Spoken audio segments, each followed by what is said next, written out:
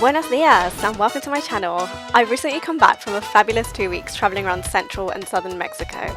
I went in late October, early November, which is a great time to visit the country for good weather and to also experience the colourful Day of the Dead festivities which fall around this time of year. So if you're planning a trip to Mexico, you've come to the right vlog. Come and join me as I explore this vibrant country, giving you some travel tips and inspiration for your next travel adventure.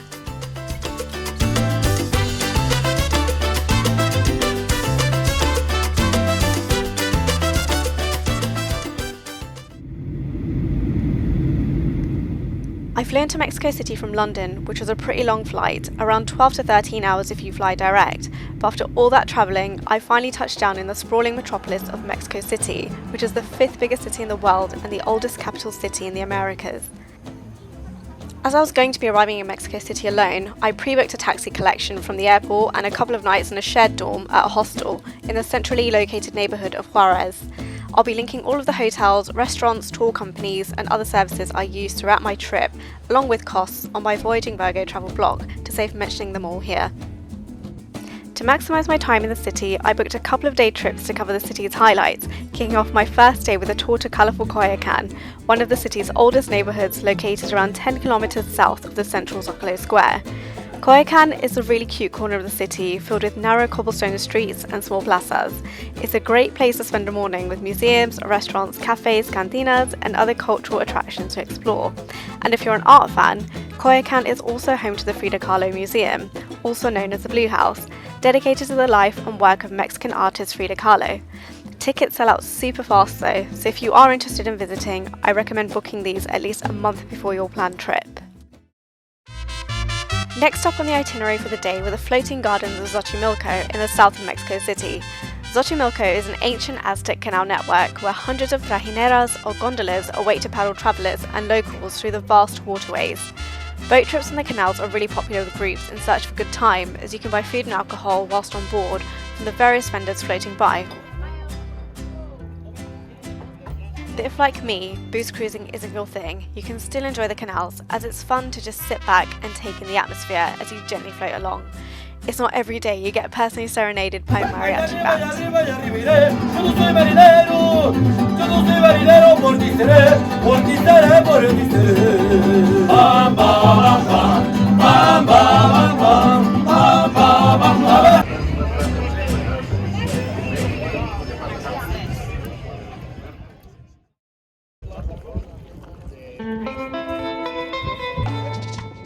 Northeast of the city lies the Teotihuacan Archaeological Complex and was next up on my Mexico City itinerary. Again, I booked a tour for this one with the same tour company as the day before. The site was once a flourishing pre-Columbian city and includes the Temple of Quetzalcoatl, the Pyramid of the Moon and the Pyramid of the Sun. You'll need a few hours to explore the site, and although you can get there yourself by taxi, I'd highly recommend a guided tour for this one to help explain the history and the significance of the site.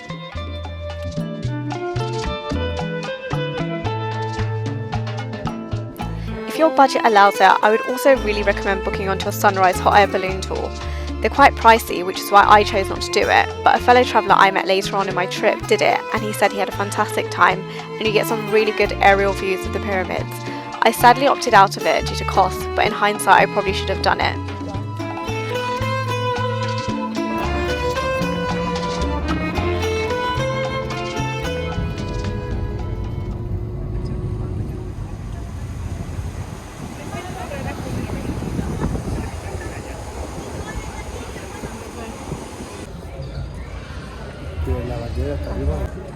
Okay, I've just got my ticket after queuing for about 20-25 minutes and I'm going to head in now. I think this is the entrance. After a quick security check, we are through. I had to queue for about 20-25 minutes. It wasn't too bad, it moved quite quickly and you can pay in cash or in card. So I just paid by card. And I'm just walking up to the castle now.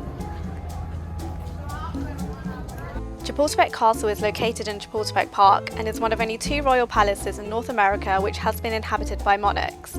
Getting to the castle is pretty straightforward. I chose to walk from Juarez, which is around 45 minutes to an hour's walking, but I really love exploring a new city by foot.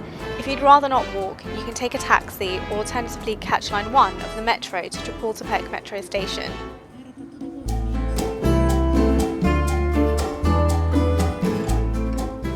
Inside the castle, there are a number of exhibit rooms containing historical and national heritage pieces.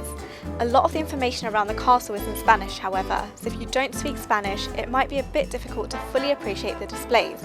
But some quick research after visiting revealed that the castle was built in 1785 as a summer house for the Viceroy of New Spain, and has over the years been put to various uses, including becoming the official residence of Emperor Maximilian I of Mexico and his consort Empress Carlotta during the Second Mexican Empire, both of whom were from the Austrian Habsburg dynasty. Today the castle is the seat of the National Museum of Cultures. But even if you're not a history buff, the building is really grandiose and beautiful and definitely worth spending a few hours exploring. The castle is filled with opulent rooms, with the stained glass window corridor being my personal favourite part of the castle. On the outside, you'll find perfectly manicured gardens to stroll through, from which you can also take in some great panoramic views of the surrounding park and city.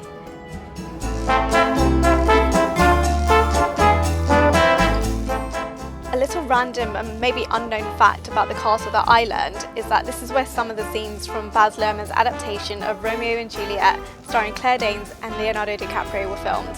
The fact that Leonardo himself has graced the walls of this very castle are reason enough to pay a visit, in my personal opinion.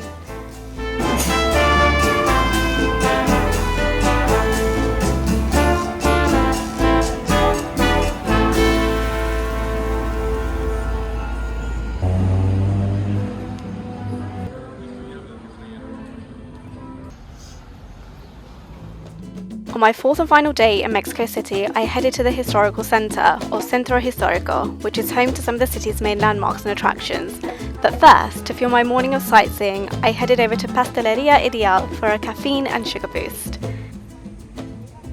Founded in 1927, Pastelería Ideal has become an iconic establishment known for its wide selection of delicious pastries, cakes, breads and other baked goods.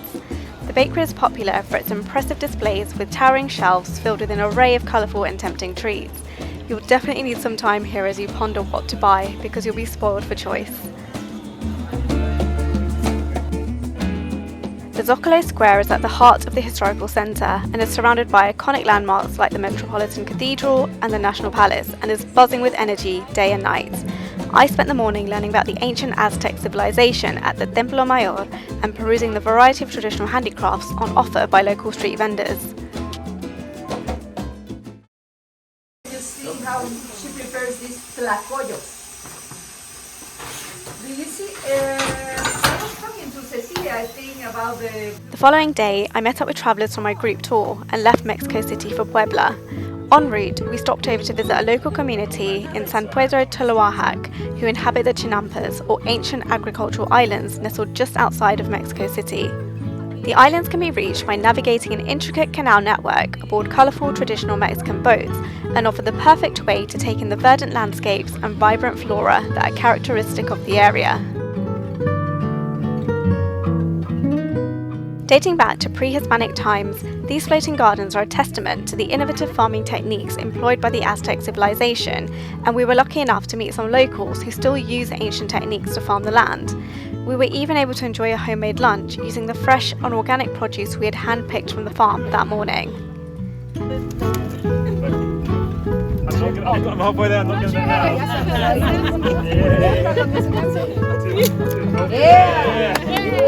Never seen broccoli bread? No? No, I didn't know it grew like that. Amazing, right? Yeah. All the leaves that cover the broccoli is impressive. I saw a pineapple for the first time last month. Oh, how weird is It's so weird, yeah, I didn't know.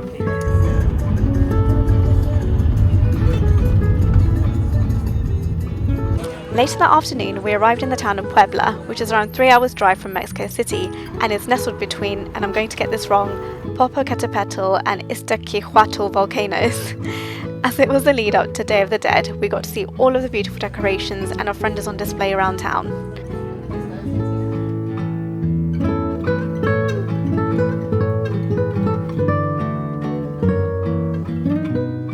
Aside from its blend of colonial charm and rich history, Puebla is also famed for its flamboyant lucha libre wrestling matches, which we attended that evening. It was a slightly bizarre experience, I must admit, but very popular with Mexicans, so you should definitely check it out if you're in town.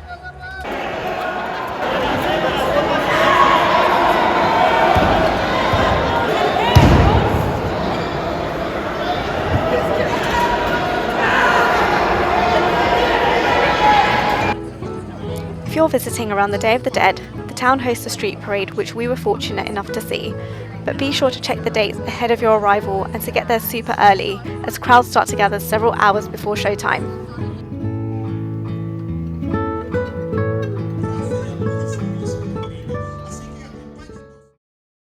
If you're in Puebla for more than a day, you can jump into a taxi and hop on over to the neighbouring town of Cholula, which is just a 20-minute car ride away. It's home to the largest pyramid in the world by volume, on top of which sits the beautiful Nuestra Señora de los Remedios sanctuary. On a clear day, if you're lucky, you can get some stunning views of Popocatépetl volcano, Mexico's second highest peak.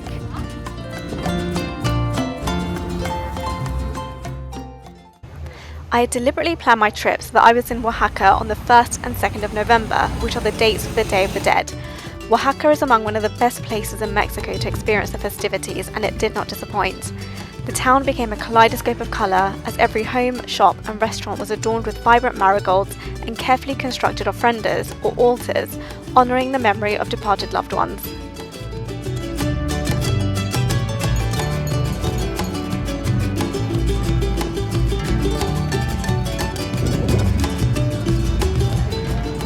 Ten minutes walking distance from the centre of Oaxaca is the artsy neighbourhood of El Barrio de Jalisco.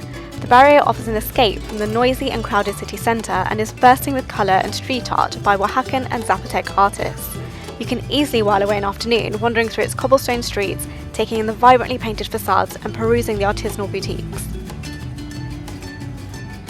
As part of the tradition, locals paint their faces as calaveras, or skulls, adorned with flower crowns made from cempasúchil, or marigold flowers, or coxcomb flowers, which are synonymous with the Day of the Dead festivities. Everyone is welcome to take part, and there were several street vendors offering face painting for around £4 or £5 per person. I couldn't resist and decided to get my face painted too.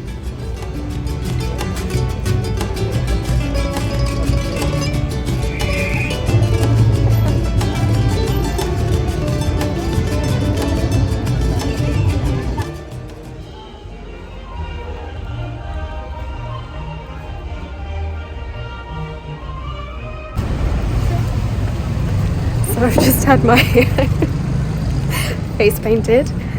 I've never had my face painted in my life, even as a child. I hated it. I hated the thought of it being on my face. Even now, I'm acne prone, so this probably isn't the brightest idea and I might pay for it later. But I just thought it'd be fun to get into the spirit of Dia de los Muertos. Everyone was doing it. Oh. So I just thought, why not? Although I am getting stared at a lot, so maybe mine looks particularly odd. There's some old lady just now said "que bien bonito," which is a compliment, I think. So yeah, I've got no one to take photos of me though, which is a bit sad. I'm not a fan of the selfie, so I'm going to try and find an unsuspecting victim to take a nice photo of me against one of these backdrops of marigolds and stuff. So I think that'd be a cute photo. But I'm liking this, it's very Coco-esque. I'll probably never do anything like this again, so I thought, why not?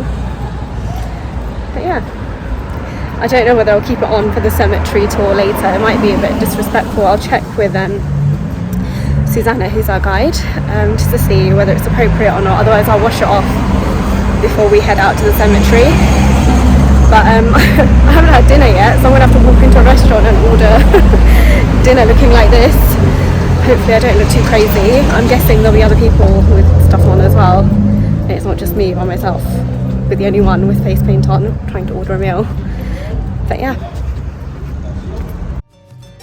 Oaxaca also hosts a huge Day of the Dead parade.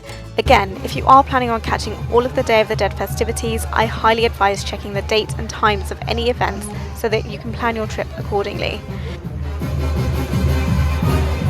In addition to the parade, there are lots of other fun things going on, like live performance stages, parties, or just taking in the atmosphere and seeing all the lovely decorations around town.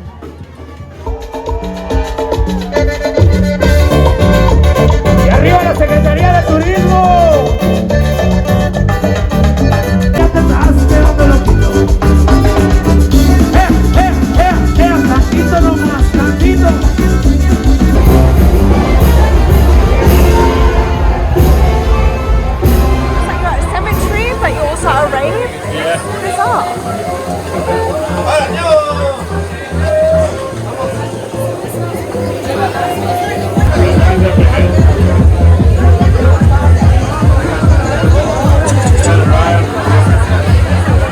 night of November 2nd, as Day of the Dead draws to a close, families return to the graves of loved ones, decorating them with marigolds and candles and holding a vigil throughout the night. We visited a cemetery on the outskirts of Oaxaca to observe this tradition. Now I know that sounds like a really odd thing to do, and initially even I felt a little uncomfortable intruding on what I thought would be a sombre time for grieving families, but it was quite the opposite. Instead, it was a surprisingly upbeat environment. Upon entering the cemetery, we were met with excited crowds, food stalls, glow sticks, and even dance music. The cemetery was filled with the sound of families sharing stories, laughing, and even singing together as they reminisced about fond memories with their loved one while passing around food and drink.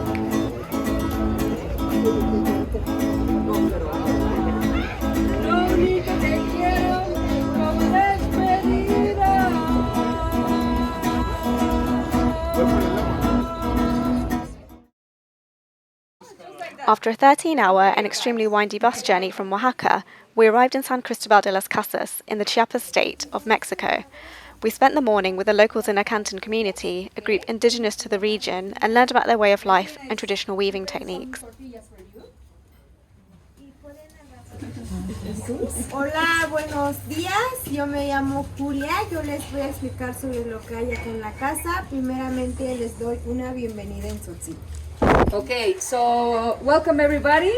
Her name is Julia, and he's gonna explain you what we have in this house. And first of all, she wants to welcome you in Tzotzil. Remember, Tzotzil is a variation of the Mayan language that they speak specifically in this area of Chiapas. Please. The following day, we had an early start and made our way over to the Sumidero National Park, which covers an area of around 50,000 acres and is home to the stunning Sumidero Canyon.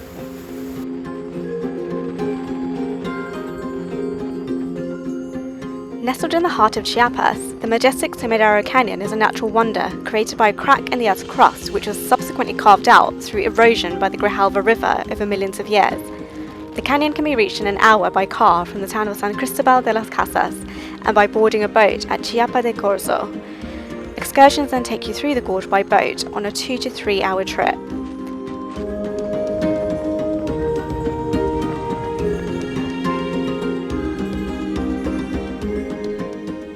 The scenery in this region is stunning, and we quickly found ourselves surrounded by rugged limestone cliffs towering to a height of over 1 kilometre above us.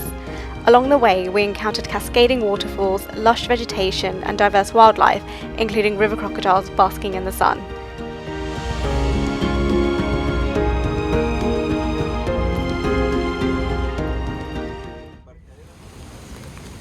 En route to our next destination, Palenque, we stopped over at the Aguas or Waterfalls, which is a series of waterfalls located on the Zanil River in Chiapas state.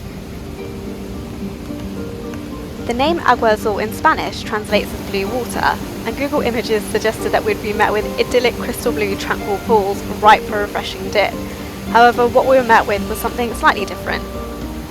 I think this is probably a classic example of an Instagram versus reality scenario. The water was pretty fast flowing and more on the brown side than on the blue due to the heavy rain, and was definitely not safe to swim in. But to be fair, it was the rainy season in this part of Mexico when I visited.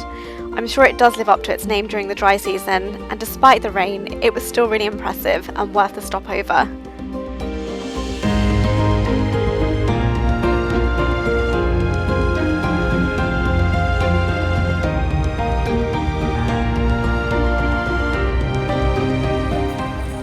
Nestled amidst the dense jungles of southern Chiapas is the archaeological Mayan site of Palenque. Dating back to the 7th century AD, this UNESCO World Heritage Site boasts magnificent temples, palaces and pyramids adorned with intricate carvings and hieroglyphics.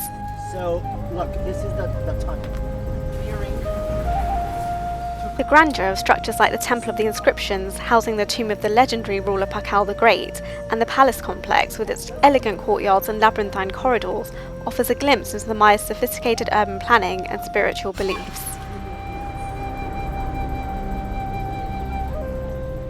We spent the morning exploring the site's mystical ruins, shrouded in mist and surrounded by the calls of howler monkeys. It almost felt like being transported back in time.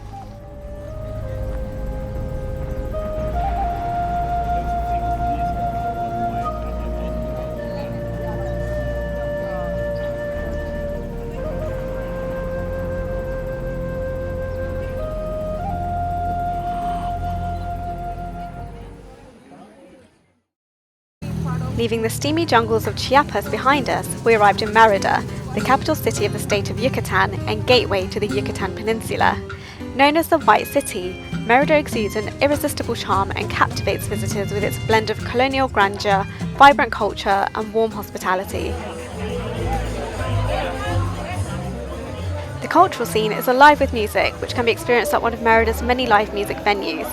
Due to its proximity to Cuba, salsa is very popular with locals here, and I had a great time listening to some live Cuban salsa at this buzzing cantina tucked away in one of the city's back streets.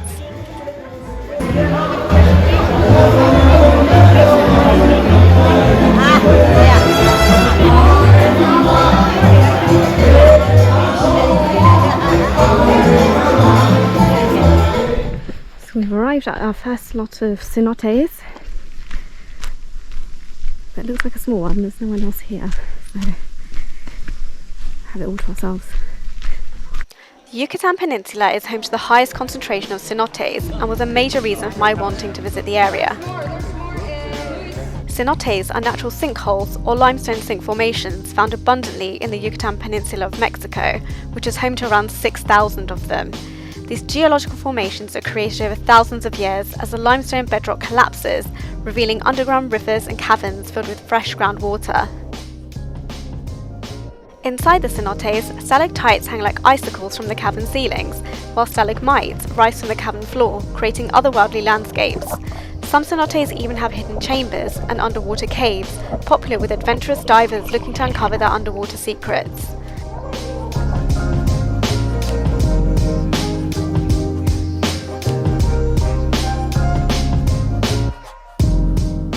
Cenotes can vary in size and shape, from small, shallow pools to vast cavernous lakes. They hold immense cultural and ecological significance, serving as sources of fresh water for local communities and supporting unique ecosystems. Historically, cenotes held spiritual importance for the Maya civilization, who considered them sacred portals to the underworld. Today, cenotes attract tourists from around the world who come to swim, snorkel, dive and explore these enchanting natural wonders. You can easily book onto a cenote tour, either online or through a local tour operator, which is what I did.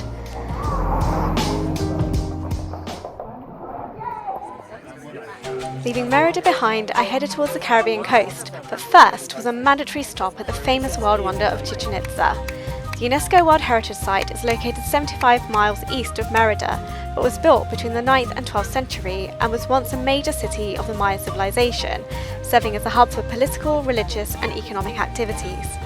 Upon entering, you'll be greeted by the awe-inspiring sight of the iconic El Castillo Pyramid, also known as the Temple of Kukulkan, which serves as the architectural centerpiece of the site. The pyramid is surrounded by equally impressive structures such as the Great Ball Court and the Temple of the Warriors. Because of its popularity, the site gets extremely busy, so arrive as early as possible to beat the crowds and the midday sun.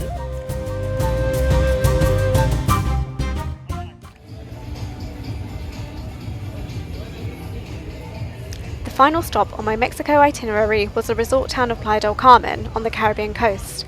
I was only here for a day, so didn't have much time to explore, but my initial impressions were that it's quite touristy and not representative of the real Mexico. It wasn't really my cup of tea, although I'm glad I got to see it, but if you're looking for comfortable hotels, nightlife and beaches, you'll love it here. For a more authentic experience of Mexican culture, I'd recommend travelling beyond Cancun and Playa del Carmen to some of the places I've covered in this vlog. And that, guys, is a wrap on my epic 2.5-week adventure through the colourful and vibrant country of Mexico. If you've made it this far in the vlog, thank you so much for watching. I hope it's given you some inspiration for your next trip and shown just how much more Mexico has to offer beyond Cancun and Playa del Carmen.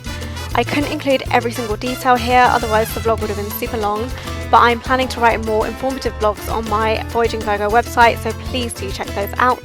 The link is below in the description. For now, it's adios from me, thanks for watching and see you on the next one.